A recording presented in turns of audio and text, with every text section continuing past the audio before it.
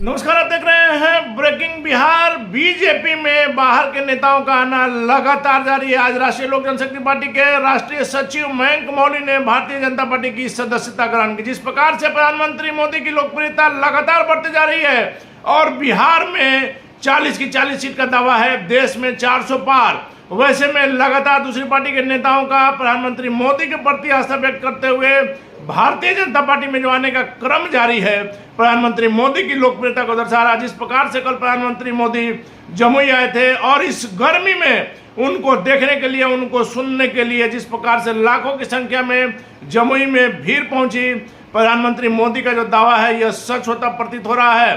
बिहार में आप देखिए जिस प्रकार से लगातार सीटों को लेकर के बातें चल रही थी और कहा जा रहा था कि एनडीए में भी सीटों को लेकर के तालमेल नहीं हो पाएगा, जीतन राम मांझी, उपेंद्र कुशवाहा, चिराग पासवान के साथ नहीं तय हो पाएगा। लेकिन आपने देखा किस प्रकार से शांतिपूर्ण तरीके से एनडीए ने अपने सीटों का बंटवारा कर लिया। चिराग पासवान को 5 सीटें दी और जीतन राम मांझी को 1, उपेंद्र कुशवाहा को 1 सीटें।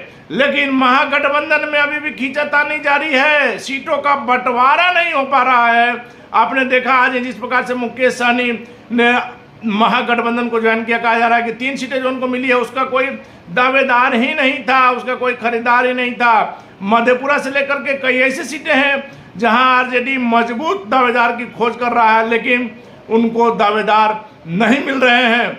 वैसे में बीजेपी में आज जो मयंक मौली ने बीजेपी को जो ज्वाइन किया है, चिराग पासवान के साथ भी उन्होंने काम किया है, पशुपति कुमार पारस के साथ भी काम किया। और मयंक मौली के बारे में जो कहा जाता है कि बड़े रणनीतिकार हैं, पर्दे के पीछे टेबल पॉलिटिक्स में माहिर खिलाड़ी हैं, टेबल पॉलिटिक्स करते हैं और रणनीति बनाने में मयंक मौली माहिर हैं। वैसे में भारतीय जनता पार्टी में आने का मयंक मौली का भारतीय जनता पार्टी को क्या फायदा होगा यह तो समय बताएगा। लेकिन आज बीजेपी के बिहार के प्रदेश अध्यक्ष सम्राट चौधरी के समक्ष मयंक मौली ने भारतीय जनता पार्टी की सदस्यता ग्रहण की। तस्वीरों के माध्यम से आप देख सकते हैं भारतीय जनता पार्टी के कार्यालय में मयंक मौली पहुंचे।